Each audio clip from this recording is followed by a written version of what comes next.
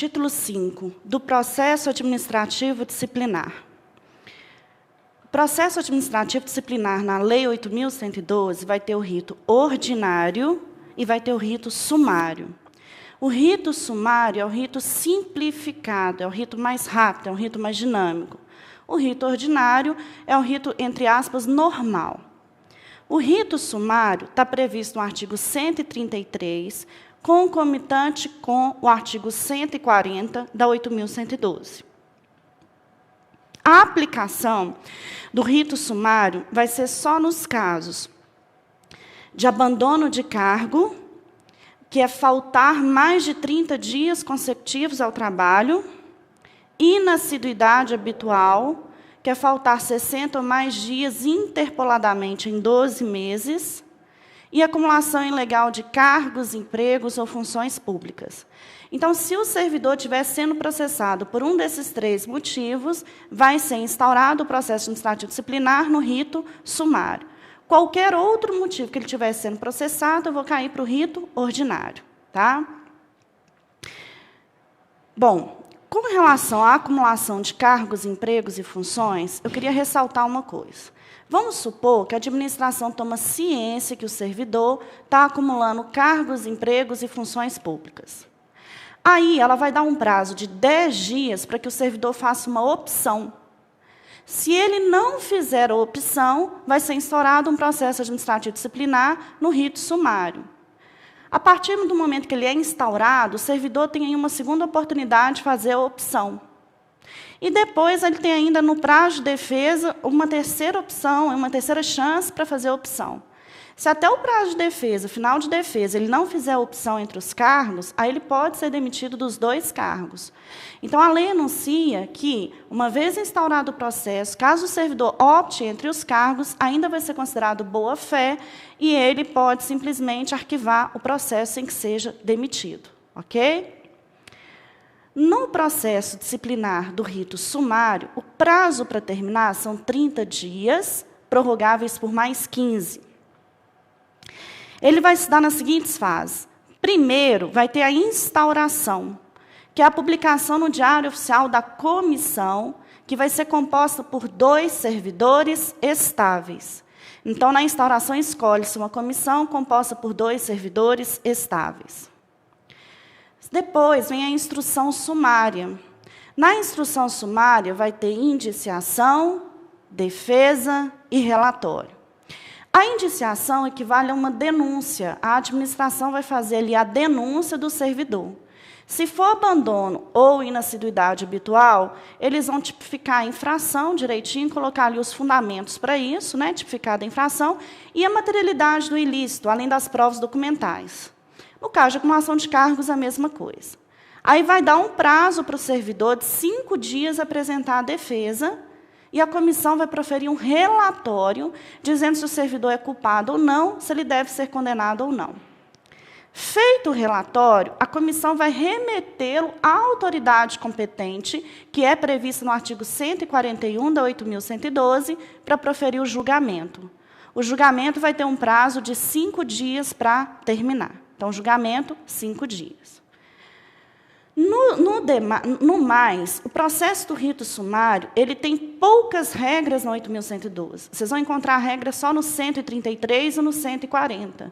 O rito ordinário, em tudo que for compatível, aplica-se ao rito sumário. Então, o ordinário, tudo que for compatível, aplica-se ao rito sumário. Aqui, então, eu vou chamar a atenção para 4 coisas. Primeiro, o prazo do rito sumário, 30 mais 15 dias. A aplicação, que é para abandono de cargo, inassiduidade habitual e acumulação de cargos. E a comissão, que vai ser composta por 2 servidores estáveis. Quando, numa questão, falar de processo administrativo disciplinar, se não citar nada, vocês vão considerar que será o rito ordinário. Para que seja o rito sumário, tem que especificar. Então, rito sumário tem que vir expresso anunciado. Na dúvida, você marca prazos, fases, de acordo com o rito ordinário, que nós vamos trabalhar agora. Ok? Já o processo administrativo disciplinar do rito ordinário está previsto no artigo 143 ao 182 da 8.112. O 143 ao 182 da 8.112, eu vou fazer um resumo aqui para vocês, explicando, mas eu recomendo que vocês deem uma lida nos artigos para completar a explicação da aula de hoje. Quando uma autoridade competente toma ciência de uma infração do servidor, em regra, primeiro, ela deve instaurar uma sindicância para fazer uma investigação. Essa sindicância vai ter um prazo de 30 dias, prorrogáveis por mais 30. Da sindicância, a administração pode chegar à conclusão de que aquele servidor não fez nada de errado e arquivar o processo. Então, ela pode culminar no arquivamento. Da sindicância, a administração pode aplicar uma advertência ou suspensão por até 30 dias. Ou, então, ela pode instaurar o PAD, se entender que a infração é punível com suspensão por mais de 30 dias. Porém, suponha que um servidor tenha sido preso em flagrante delito sendo subornado no serviço público. Aí a administração, ela não vai instaurar a sindicância, ela já vai instaurar direto o processo administrativo disciplinar. Então, quando se tratar de um fato público e notório, a administração pode instaurar direto o PAD. Ele vai ter um prazo de 60 dias, prorrogáveis por mais 60, e só vai acontecer em caso de fato público e notório na administração pública. Instaurou o PAD, ele tem, de novo, 60 dias, prorrogáveis por mais 60 para terminar. Então, veja bem, pessoal, o que eu quis dizer com esse esquema é que, em regra, primeiro a administração instaura uma sindicância e ela pode culminar no PAD. Excepcionalmente, a administração já instaura direto o PAD, o processo administrativo disciplinar. Nesse ponto, eu quero fazer 3 observações em relação à sindicância. A primeira delas, a sindicância não é fase obrigatória do processo administrativo disciplinar. Segunda observação, na sindicância, nem sempre haverão indiciados. O que eu quero dizer com isso? Às vezes, gente, quando se abre ali uma sindicância para apurar um fato e não o servidor em si. Sumiu um processo no órgão público, eles vão instaurar uma sindicância para investigação, mas não necessariamente eu ainda tenho acusados, então nem sempre tem indiciados. Terceiro, na sindicância, nem sempre vai ter direito a contraditório e ampla defesa. Veja bem. Se a sindicância culminar em arquivamento, não há que se falar em contraditório e ampla defesa. Se a sindicância culminar no PAD, o contraditório e ampla defesa vai ser no PAD e não na sindicância. Mas se a sindicância culminar em advertência ou suspensão por até 30 dias, aí é necessário que haja contraditório e ampla defesa. Então, dos 3 resultados da sindicância, só para advertência ou suspensão de até 30 dias é que tem que ter direito a contraditório e ampla defesa. Bom, quando foi instaurado o PAD, pode ser determinado, é um ato discricionário da administração, um afastamento preventivo do servidor público. É que o fato dele continuar trabalhando pode atrapalhar as investigações. Esse afastamento preventivo é de 60 dias, prorrogáveis por mais 60, sem prejuízo da remuneração. Então, seria um afastamento preventivo do servidor. Vamos agora trabalhar as fases do processo administrativo disciplinar. PAD. A primeira fase é a instauração, que vai se dar com a publicação no Diário Oficial da escolha da comissão, composta por 3 servidores estáveis. Então, lembrem-se que lá no rito sumário nós falamos em 2 estáveis. Aqui nós vamos falar em 3 estáveis.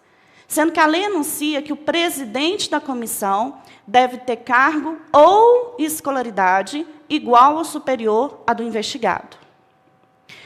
Logo após a instauração, nós vamos para a fase do inquérito. O inquérito, primeiro, nós temos a instrução. A administração vai colher as provas testemunhais, documentais, periciais, vai juntar tudo no processo, fazer toda a produção de provas necessária para a elucidação dos fatos. Uma vez juntadas as provas, com devido direito de contraditório e ampla defesa, abre-se um prazo para a administração apresentar para o servidor apresentar uma defesa. Esse prazo vai ser de 10 dias, se for contra um servidor, ou 20 dias, se o processo for contra mais de um servidor, sendo que eles são prorrogáveis em caso de diligências indispensáveis. Uma vez apresentada a defesa, a comissão vai proferir um relatório enunciando se o servidor deve ser condenado ou não e a fundamentação daquela condenação. Feito o relatório, a comissão envia esse relatório para a autoridade competente, que está prevista no artigo 141, proferir o julgamento. Ela vai ter um prazo de 20 dias para julgar. Nesse ponto, eu vou fazer a seguinte pergunta para vocês.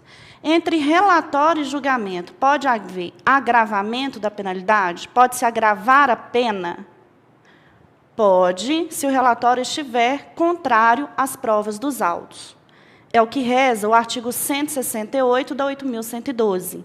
O julgamento acatará o relatório da comissão, salvo quando contrário às provas dos autos.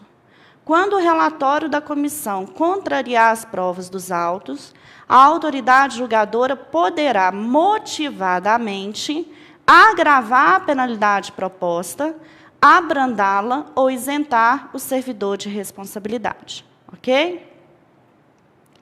Bom, a autoridade competente proferiu o julgamento. O servidor não concorda com a punição que ele levou. Aí ele vai poder entrar com um recurso. Na verdade, ele vai entrar com direito de petição, que, se for negado, ele vai entrar com pedido de reconsideração, e, se for negado, recurso, e, se for negado, recurso do recurso, e, se for negado, recurso do recurso do recurso, e assim vai sucessivamente. Então, caso não haja nada novo para arguir, o servidor vai entrar com recurso nos trâmites do artigo 104 ao 115 da 8.112. E aí, gente, aqui esse recurso ele tem um prazo para cumprir, ele prescreve. Na verdade, é aquele direito de petição, em que o servidor tem 5 anos para impugnar demissão e cassação, e tem 120 dias para impugnar advertência, suspensão ou destituição de cargo em comissão ou função de confiança. Entre o julgamento e o recurso, pode-se agravar a penalidade? Entre o julgamento e o recurso, pode-se agravar a penalidade? A resposta disso não está na 8.112. Nós vamos encontrar esse artigo lá na Lei 9784. E aí, pessoal, a Lei 9784, de 1999, que regula o processo administrativo federal, aplica-se a 8.112 no que for compatível. E essa lei anuncia que pode-se agravar a penalidade, sim, desde que se abra vista para alegações finais, para a produção de defesa. Então, aqui pode-se agravar a decisão, desde que haja vista para alegações finais. É o artigo 64 da Lei 9784. Agora, se o servidor tiver um fato novo ou uma prova nova, ele vai entrar com uma revisão. Como é fato novo ou prova nova, é imprescritível. A qualquer momento, o servidor ou alguém da família pode propor essa revisão. Só que agora, nesse caso, não se pode agravar a penalidade. Não se pode agravar a decisão. Certo? O artigo da Lei 9784, que anuncia a possibilidade de agravar a decisão do julgamento no recurso, é o citado agora. O órgão competente para decidir o recurso poderá confirmar, modificar, anular ou revogar, total ou parcialmente, a decisão recorrida, se a matéria for de sua competência. Se da aplicação do disposto neste artigo puder decorrer gravame a situação do recorrente, este deverá ser cientificado para que formule suas alegações antes da decisão. Já o artigo que anuncia a questão da revisão é o 182 da 8.112. Julgada procedente a revisão, será declarada sem efeito a penalidade aplicada, reestabelecendo-se todos os direitos do servidor, exceto em relação à destituição do cargo em comissão, que será convertida em exoneração. Da revisão do processo não poderá resultar agravamento de penalidade. Ok? Bom, então esse esquema resume o artigo 143 ao 182, que vocês devem fazer a leitura, certo?